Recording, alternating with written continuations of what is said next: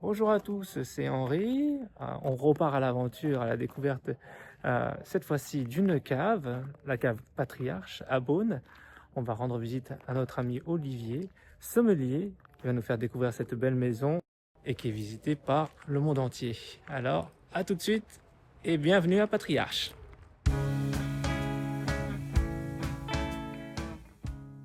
Je suis venu dans le monde du vin et dans les métiers du vin vraiment par passion. J'ai toujours aimé ce que représentait ce produit et notamment vraiment ce que le vin emmenait sur une table en termes de convivialité, en termes d'amitié. Donc je suis Olivier Battu, je travaille pour cette maison. Alors aujourd'hui on est le 4 avril, hein, mais j'ai commencé le 4 avril 2004 à travailler chez Patriarche, donc ça fait 21 ans tout pile aujourd'hui que je suis fidèle à cette maison. On est dans un endroit, vous avez vu, qui est plus qu'original pour une maison de vin. La maison Patriarche est installée ici depuis 1796, donc en plein centre-ville de Beaune. Les patriarches sont originaires de Savigny-les-Beaunes et ils ont eu l'occasion d'acquérir, après la Révolution, le couvent des Visitandines. Donc les murs traversés au quotidien par nos visiteurs sont chargés d'histoire, sont marqués par l'histoire et par des architectures vraiment plus qu'originales. Donc on évolue nous au quotidien et on reçoit nos visiteurs au quotidien dans des bâtiments du XVIIe siècle, donc l'ancien couvent des Visitandines. Et le début de la visite commence par la traversée de l'ancien promenoir, de l'ancien réfectoire, du chœur de la chapelle et de l'ancienne chapelle du couvent des Visitandines, avant que nos visiteurs se projettent en cave. Le deuxième bâtiment singulier dans les caves patriarches, c'est les anciennes caves de la cuverie des Chartreux. Donc là, on est vraiment dans des situations antérieures à la construction du couvent des Visitandines, puisqu'on se trouve dans une situation début XIIIe siècle et milieu XIVe siècle. Et l'intérêt des caves patriarches, c'est leur gigantisme. Ce sont les caves considérées comme étant les plus grandes de Bourgogne. On a eu la chance, à travers l'histoire, entre la fin du XVIIIe siècle et le milieu des années 50, de faire l'acquisition de différents biens immobiliers dans ce quartier de Beaune, pour à chaque fois devenir le propriétaire de la ou des caves fondations. Donc, à travers l'histoire de l'entreprise, 35 caves ont été réunies. Une 36e a même été réunie en octobre 2024 dernier, donc pour agrandir de 70 mètres carrés, une surface totale de 20 000 mètres carrés de caves. Donc les caves patriarches, ce sont 2 hectares de caves. Ça correspond, quand on est au-dessus, à la réalité de la lumière, à 3 blocs, à 3 pâtés de maison. Et on a comme ça à peu près 5000 mètres linéaires de caves, donc 5 kilomètres. Et au quotidien, nos visiteurs ont accès à peu près 600 mètres, donc ils voient un bon dixième de la surface totale. Et l'intérêt des caves patriarches, c'est qu'on les fait passer à travers un stock officiel. Donc c'est pas du bluff, les bouteilles qui sont là sont des vraies bouteilles issues de notre production. On a à peu près 900 000 bouteilles ici en permanence. La rotation annuelle de stock, c'est à peu près 200 à 250 000 entrantes pour à peu près autant de sortantes. Donc on va jongler avec tous ces espaces disponibles dans ces caves historiques de Beaune pour venir affiner ces bouteilles plusieurs mois, voire quelques années, avant de les commercialiser sur tel ou tel marché. Donc les caves, il y en a vraiment partout, hein. Il faut vraiment qu'un visiteur qui traverse la ville de Beaune imagine des caves partout, hein, sous tous les quartiers, sous tous les bâtiments, sous toutes les rues. Beaune est un véritable gruyère. La cave, c'est la fondation pour le bâtiment, pour la maison qui est au-dessus.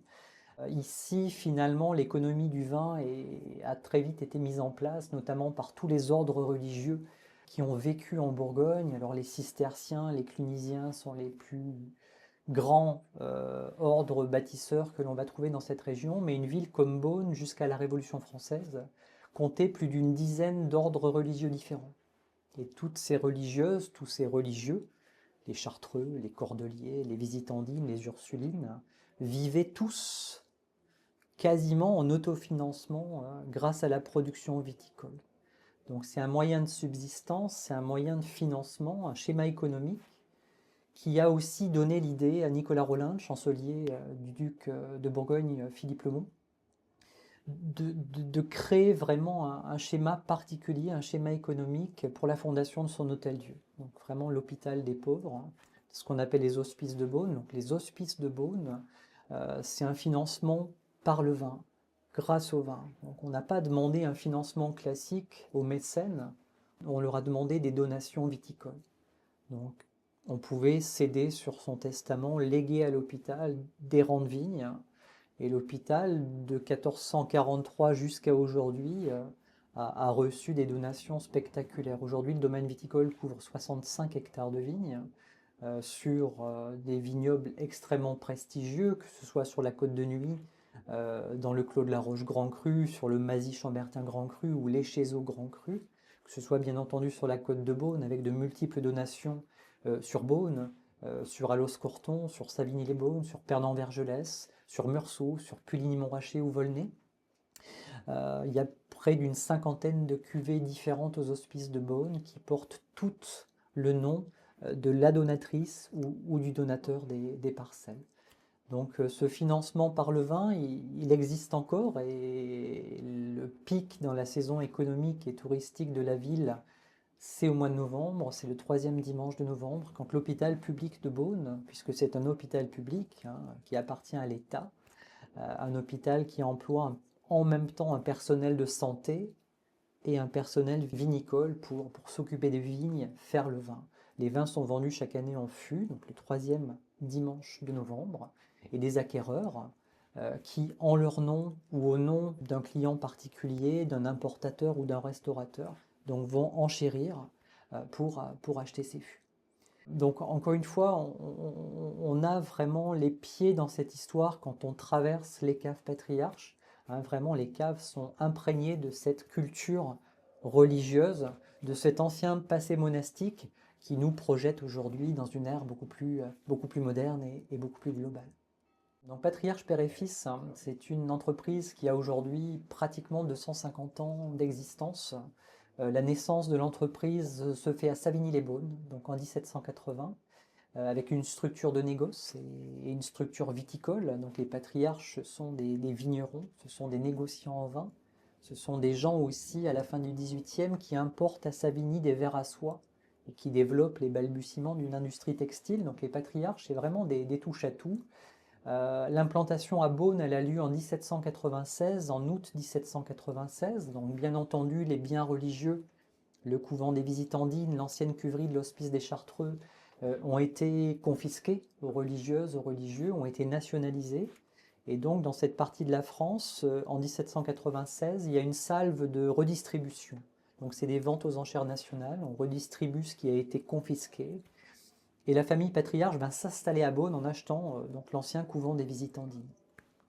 Donc les métiers du vin sont forcément les métiers choisis. En achetant le couvent des Visitandines, cette famille va récupérer les biens fonciers, donc c'est-à-dire les vignes qui appartenaient aux sœurs Visitandines. Cette famille va récupérer les caves, bien entendu, abritées sous le couvent des Visitandines, la cuverie, les pressoirs, etc.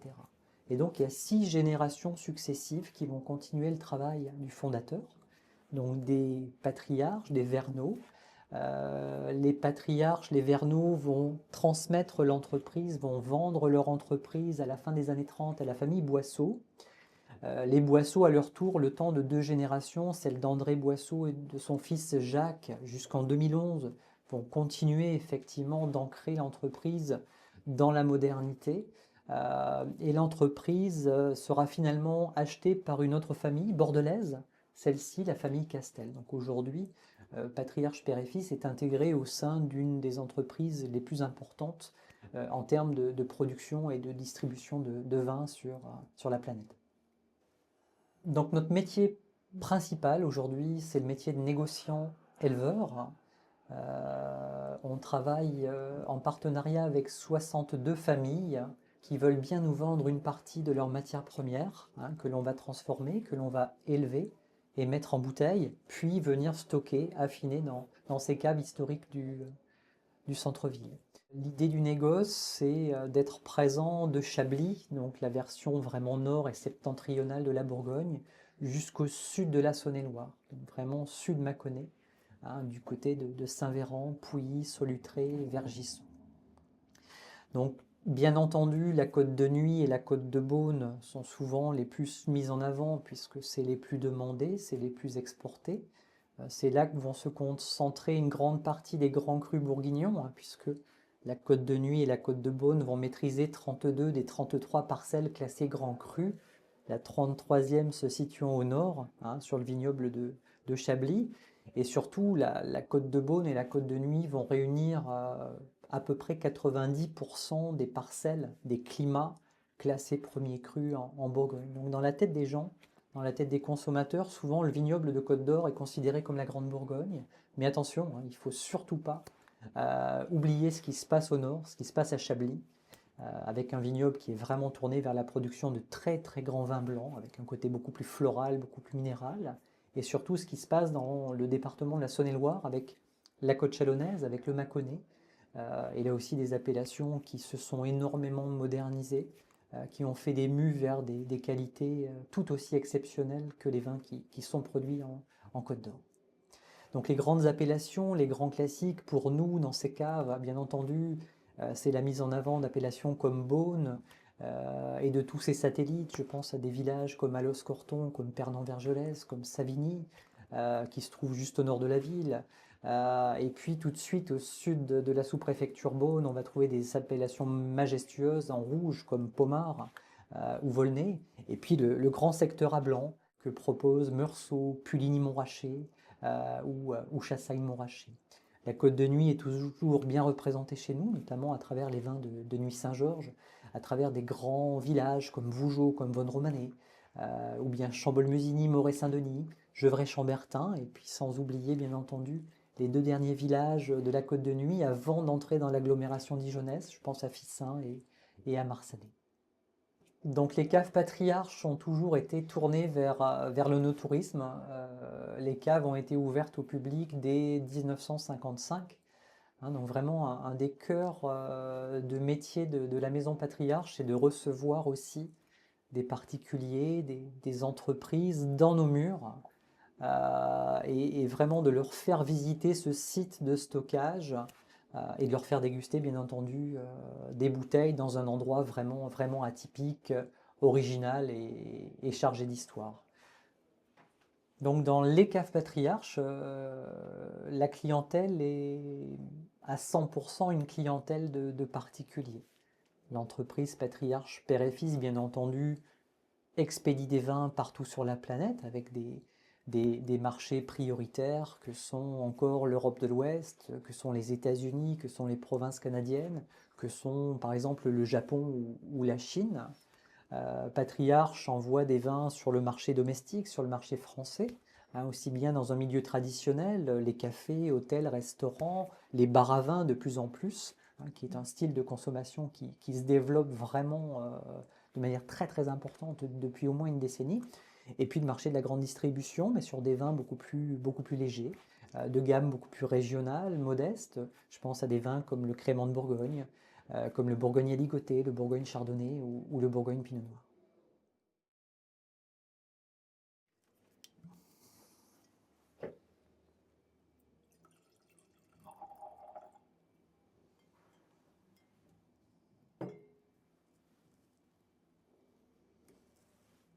Donc Chassagne-Montrachet, on est sur une appellation communale, c'est un 2022, donc Chassagne-Montrachet c'est la partie sud de la côte de Beaune, dans la continuité de Meursault et Puligny-Montrachet. C'est un village qui est devenu blanc ces 40 dernières années, qui à l'époque de nos grands-parents correspondait à peu près à 75% de vin rouge, et qui aujourd'hui dans l'imaginaire collectif est devenu plus une appellation de blanc. Hein, Chassagne-Montrachet c'est pratiquement 55% de blanc produit aujourd'hui. C'est des blancs très racés, 100% chardonnay, avec un caractère très floral, très minéral. Le style recherché par la maison n'est pas forcément un style trop boisé. On cherche vraiment à être très fin, très élégant, et vraiment à marquer les vins sur leur côté floral. Donc le floral d'un chardonnay aussi jeune rappelle souvent des fleurs blanches avec une typicité assez miellée. L'idée du chèvrefeuille, de l'acacia, du tilleul, c'est vraiment des notes de tête hein, qui marquent vraiment le consommateur de leur élégance. Et tout en restant désaltérants, rafraîchissants, c'est des vins qui peuvent vraiment faire un travail assez exceptionnel à l'apéritif. Donc quand on les boit comme ça, purs, et un travail fantastique sur des accords mévins très classiques avec de très jolis poissons, mer ou rivière, de jolis crustacés.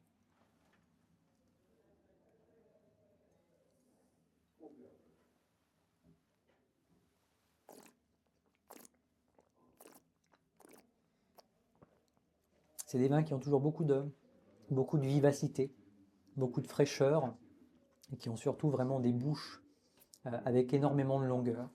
L'idée du chardonnay sur ce type de terroir, c'est qu'il a une salinité en bouche.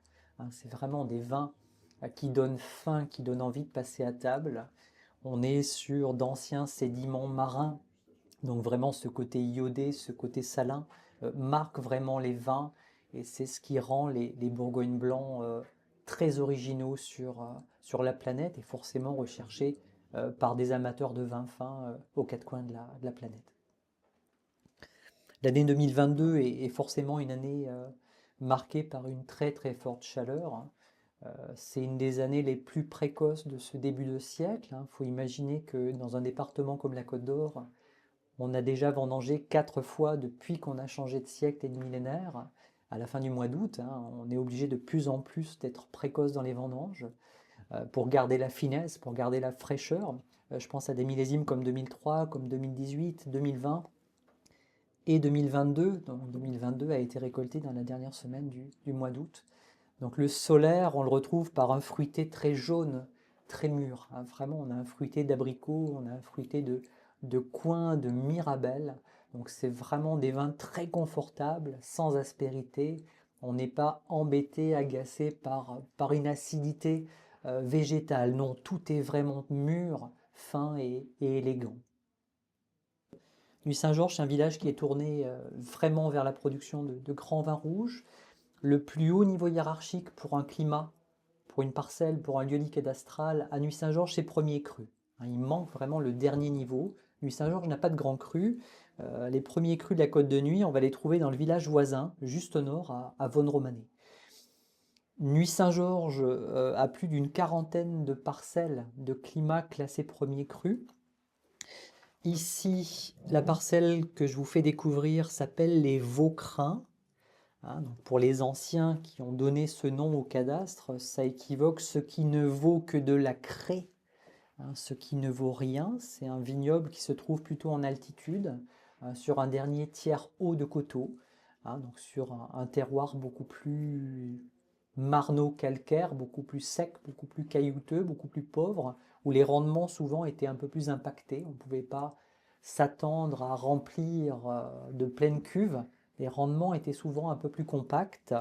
Ça donne souvent des pinots noirs avec des robes un tout petit peu plus profondes, hein. Donc ça, c'est une robe assez moderne. Donc au lieu d'avoir un rubis très léger, on commence à avoir une robe tulipe noire, cerise noire. Donc il y a plus de profondeur dans les robes modernes des pinots noirs, hein. C'est des raisins qui subissent un peu plus la canicule, un peu plus la sécheresse, hein, et des étés de plus en plus secs et chauds. D'un point de vue aromatique, c'est des vins qui sont gorgés de fruits. C'est vraiment très juteux, c'est vraiment très gourmand. Ça rappelle des fruits très noirs, très mûrs. On est sur la cerise noire burla. Il y a des notes de crème de cassis, de mûre, de myrtille. Il y a presque ce côté un petit peu sauvage qu'on va avoir dans les fruits des bois. Et puis un nez fumé, un nez torréfié, marqué peut-être encore par son élevage en fût de chêne. C'est des vins qui restent pratiquement 15 mois en fût de chêne avant d'être embouteillés, alors rarement avec des proportions de fût neuf très importantes, mais souvent un quart ou un tiers, hein, vraiment pour donner cette race supplémentaire. Et puis, ce qui distingue souvent les nuits Saint-Georges, c'est un côté très floral, très entêtant, de pivoine, de violette, et de plus en plus sur des millésimes modernes, sur des millésimes chauds, d'arômes d'épices, d'arômes de réglisse, d'arômes de poivre. Donc des vins vraiment très très complexes. Là aussi des vins qui donnent envie de passer à table, des vins qui donnent faim, des vins de viande, souvent on est dans ce côté très classique, hein, de la Bourgogne, mais voilà sur des cuissons assez directes grillé, par exemple une belle pièce de bœuf ou un magret de canard, c'est des accords mets-vins vraiment, vraiment magnifiques.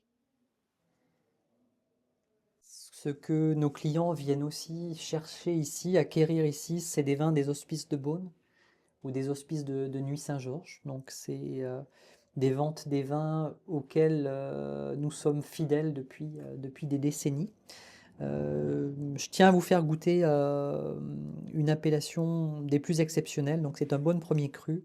Le nom de la cuvée s'appelle Guigonne de Salins. Guigonne de Salins était l'épouse de Nicolas Rollin, donc le fondateur des hospices de Beaune. Et c'est vraiment une des premières donatrices, une des premières mécènes à l'hôpital. Donc la cuvée Guigonne de Salins fait partie vraiment des trois Beaune premiers crus les plus recherchés pendant la vente aux enchères, avec la cuvée Nicolas Rollin et avec les dames hospitalières. Je vous propose de goûter le millésime 2016, un millésime un peu plus froid peut-être, hein. C'est vrai qu'on est entouré ces dernières années de millésimes très très chauds et d'étés vraiment spectaculairement chaud, sec, caniculaire. 2016, ça commence très mal puisque c'est un printemps marqué par le gel. On gèle très fort 2 matinées de suite, le 27 et le 28 avril.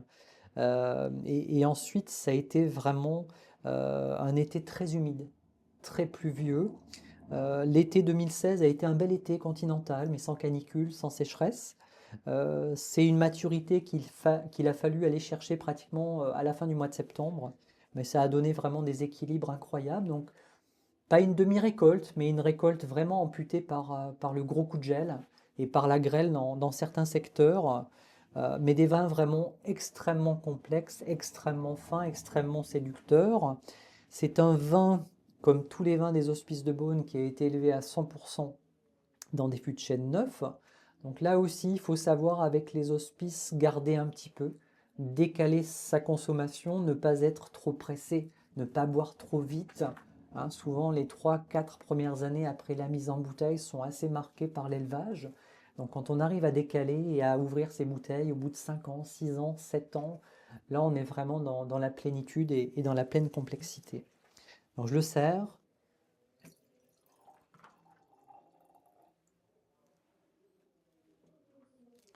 Donc l'étiquette forcément est différente. L'étiquette met vraiment en valeur l'hôpital, les hospices de Beaune.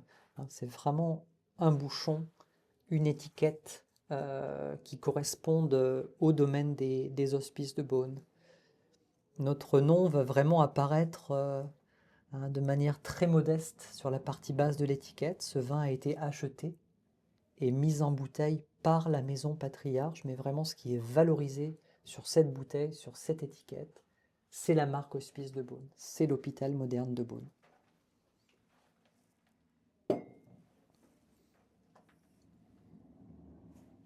Les vins des hospices sont souvent des vins très, très concentrés. L'idée, c'est pas d'aller chercher les rendements autorisés par l'appellation d'origine contrôlée. Hein, c'est souvent des rendements très petits, de l'ordre de 25 à 30 hectolitres hectares. Donc on retrouve vraiment cette concentration dans les vins. Donc les 2016 évoluent un petit peu. Donc on perd le fruit très mûr, très frais, très juteux qu'on avait par exemple tout à l'heure en dégustant à Nuit-Saint-Georges premier cru et les Vaucrins 2019. Là, le fruit frais est remplacé par un fruit sec, par un fruit confit, par des notes de fruits à l'eau de vie. C'est comme si on était en train de mettre le nez sur des cerises griottes qui auraient macéré dans l'eau de vie plusieurs années. Donc il y a ce côté déjà entre deux âges, entre la fraîcheur et l'évolution. Les premières notes un petit peu forestières, un petit peu animales commencent à arriver. Donc dès qu'on commence à sentir un petit peu la terre après la pluie, l'humus, le sous-bois, voilà, on est entre deux âges et les vins se complexifient. C'est des vins qui deviennent très intéressants à travailler, à harmoniser avec une cuisine en réduction. Ça va être intéressant sur un coq au vin, ça va être intéressant sur un bœuf bourguignon, vraiment sur la cuisine mijotée, sur la cuisine de nos mamans, peut-être plus sur une cuisine d'hiver auprès du feu de cheminée. Voilà, on est vraiment dans ce côté très traditionnel des vins de Bourgogne. C'est des vins qui vieillissent de manière admirable, les vins des hospices de Beaune, hein. Et souvent, dans nos caves, les acheteurs qui se positionnent sur ce type de vin sont souvent des gens qui vont consommer de manière très lente et amener pratiquement leur vin sur une quinzaine ou une vingtaine d'années de garde.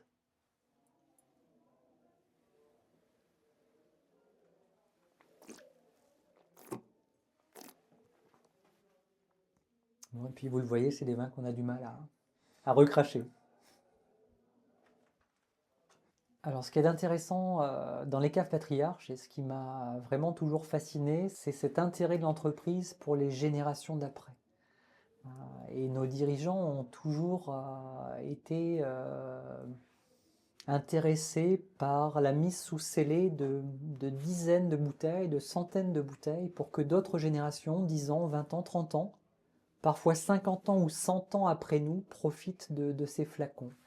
Et c'est assez intéressant puisque nos visiteurs au quotidien qui vont traverser ces caves vont accéder, vont voir sur leur passage des caveaux, notamment le caveau de l'an 2000, donc une cave qui a été mise sous scellé en 1963 avec l'idée de partager un des plus grands millésimes du XXe siècle, 1959, avec la génération qui changerait de siècle et de millénaire, donc la génération 2000, puis la génération 2009 et enfin la génération 2059.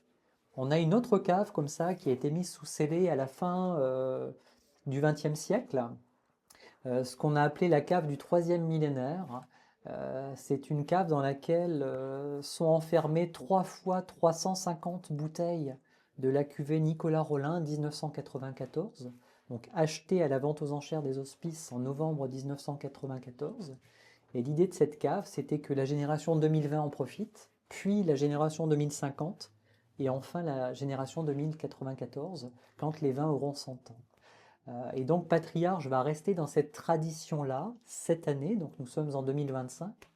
2025, ça marque pour les Bourguignons le 10e anniversaire du classement de nos climats au patrimoine mondial de l'UNESCO. Et donc, à l'occasion de ce 10e anniversaire, Patriarche voulait en quelque sorte marquer le coup, participer aux festivités, et on profitera du tremplin que représente la prochaine vente aux enchères des Hospices de Beaune en novembre prochain, pour mettre sous scellé 960 bouteilles du millésime 2015, un des plus beaux millésimes de ce début de siècle, pour que la génération 2035, donc la génération de nos enfants, puisse l'ouvrir. Donc on va bloquer des vins pendant 10 ans, des très très jolis crus, hein, issus de Nuit Saint-Georges, de Moret-Saint-Denis, issus de Beaune, de Pommard, d'Allos-Corton ou de Meursault, puisque quelques blancs seront aussi mis sous scellé. Et d'autres nous jugeront, d'autres nous goûteront quelques années après notre passage. J'ai eu différentes expériences professionnelles avant de débuter chez Patriarche, notamment pour une autre maison beaunoise. J'ai travaillé pour un caviste indépendant pendant à peu près 2 ans et demi dans ma région natale, l'Auvergne. J'ai des études assez courtes, vraiment un bac général d'économie. Et j'ai intégré le lycée viticole de Beaune, donc pratiquement tout de suite après. Voilà, et j'ai appris les métiers effectivement du commerce des vins, les métiers de la vigne et les métiers du vin. Mon quotidien chez Patriarche, il est multiple. J'ai une place un petit peu multicarte, donc je suis commercial, je suis vendeur et sommelier pour cette maison. Donc mon rôle principal, c'est d'accueillir nos visiteurs et de leur donner vraiment le plus d'informations possible sur les vins de Bourgogne, de les aider dans le choix de leurs vins. J'ai une place au sein du comité de dégustation de cette entreprise, donc j'ai la chance de pouvoir aller déguster chez les vignerons, chez qui nous achetons une partie de nos vins et d'aider à ces sélections. Et puis d'autres tâches, je développe aussi la commercialisation de nos vins auprès des cafés, hôtels, restaurants de la ville de Beaune, donc une ville où la concurrence est vraiment très très importante.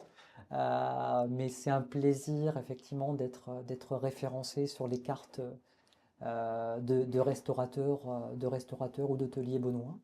Je prépare des commandes, je m'occupe des expéditions ici. Vraiment, j'ai des journées qui passent et qui défilent très très vite parce que j'arrive à faire 3, 4, 5 métiers différents dans ma journée. Donc c'est aussi pour ça que je suis pas du tout usé et toujours aussi passionné et amoureux de mon métier. Et puis ben voilà, passionné de transmettre aux gens qui nous visitent et souvent qui viennent de très très très loin. Alors 50% de nos clients, de nos visiteurs sont des visiteurs français, mais la seconde moitié, ce sont des visiteurs qui viennent de différents pays européens, parfois du continent nord-américain, sud-américain, de plus en plus d'Asie. Donc la transmission de l'amour pour les vins de Bourgogne, voilà, je vais la faire auprès de tous ces gens au quotidien dans les caves. Donc nous sommes 6, 7 sommeliers, vendeurs donc, à encadrer les visites au quotidien. De plus en plus de femmes dans nos métiers, donc là aussi c'est une très très belle évolution. Tous passionnés avec des formations différentes, des univers différents, donc on ne sort pas tous de quelque chose, d'une formation très formatée, tous ne viennent pas de lycée viticole. Nous avons des linguistes, nous avons des gens qui viennent de la restauration, mais vraiment toutes et tous sont animés et passionnés par l'amour des vins et la volonté vraiment de transmettre et de vendre à nos clients de très très belles bouteilles pour leur cave et pour leur table. Donc l'idée d'une visite dans les caves patriarches, c'est pas qu'une dégustation, hein. Vraiment l'idée c'est de transmettre déjà le passé, savoir d'où l'on vient. Et effectivement en traversant le couvent des Visitandines, en commençant sa dégustation dans le caveau des vins blancs, donc qui se trouve être une des anciennes caves de la cuverie des Chartreux, donc une cave qui date de la première partie du XIIIe siècle. Voilà, ce côté vraiment chargé d'histoire entraîne aussi une dégustation un petit peu plus émotionnelle. Donc encore une fois, on ne déguste pas que du vin. Le vin, c'est la cerise sur le gâteau, donc qui arrive après cette traversée des caves, hein, puisque la visite, elle se mérite. Il faut traverser déjà tout l'ancien couvent des Visitandines, descendre en cave, traverser l'équivalent de 250, 300 mètres de cave de stockage. Donc l'intérêt, c'est aussi que nos visiteurs ont sur leur droite, sur leur gauche des murs de bouteilles et traversent un stock officiel avant d'arriver dans les caveaux de dégustation, où là on les attend. Au quotidien, on leur donne accès à 3 jolis vins blancs bourguignons. En ce moment notamment l'appellation Savigny-les-Beaunes, un très joli Ruy premier cru les Clous ou encore un Meursault premier cru les Charmes. L'expérience continue ensuite avec 3 jolis Pinots noirs, 3 jolis rouges, notamment l'appellation Centenay. Alors on essaie toujours d'avoir un Beaune premier cru parmi la sélection. Nous sommes une maison beaunoise, donc c'est important de mettre cette appellation en valeur. En ce moment c'est un Beaune premier cru les Grèves 2018. Et puis on finit souvent par un petit joyau de la Côte de Nuit, hein. Ça peut être un Nuit Saint-Georges premier cru par exemple. L'expérience continue souvent avec un crément de Bourgogne. Donc là aussi, c'est une appellation que l'on aime particulièrement, que l'on développe beaucoup et que l'on est fier vraiment de vinifier et de mettre en avant. Suite à la dégustation en cave, les gens vont encore traverser à peu près 250 à 300 mètres de cave avant de retrouver la lumière, la surface, la boutique, et de souvent finir leur expérience avec la dégustation d'une liqueur, donc souvent une crème de cassis, autre spécialité locale. Donc vous l'aurez compris, Patriarche est une des plus anciennes maisons de Bourgogne. C'est 250 années d'histoire, pratiquement. C'est une aventure qui continue. C'est des nouvelles générations qui intègrent aussi nos équipes et qui nous font avancer, évoluer, accueillir de nouvelles clientèles, de nouvelles nations. Le vin vraiment attire énormément de passionnés dans une multitude de pays, des gens qui viennent de loin, qui viennent d'ailleurs, qui viennent chercher vraiment les trésors de la culture française, notamment dans cette vieille région de Bourgogne. Donc la Bourgogne se renouvelle beaucoup. La Bourgogne a la chance de produire finalement un cocktail de vins qui répondent aux attentes principales de la clientèle actuelle. Hein, la Bourgogne viticole, aujourd'hui, c'est 60% de vin blanc produit, c'est 30% de vin rouge et 10% de crémant, donc 10% de vin effervescent. Et finalement, c'est quelque chose qui colle à ce qu'un consommateur apprécie. La Bourgogne, elle a toujours voulu, notamment sur ses blancs et sur ses rouges, être élégante. Hein, la Bourgogne n'a jamais cherché à faire des vins trop virils, trop puissants, surpuissants, trop boisés. Donc là aussi, les gens cherchent des vins très fins, très subtils, très élégants. On est vraiment sur des notions de dégustation. Les consommations baissent, hein, on ne boit pas les volumes que buvaient nos parents ou nos grands-parents. Il y a vraiment un savoir boire et je trouve qu'une région viticole comme la Bourgogne est très recherchée pour ça, hein, pour ses vins de très très haute qualité.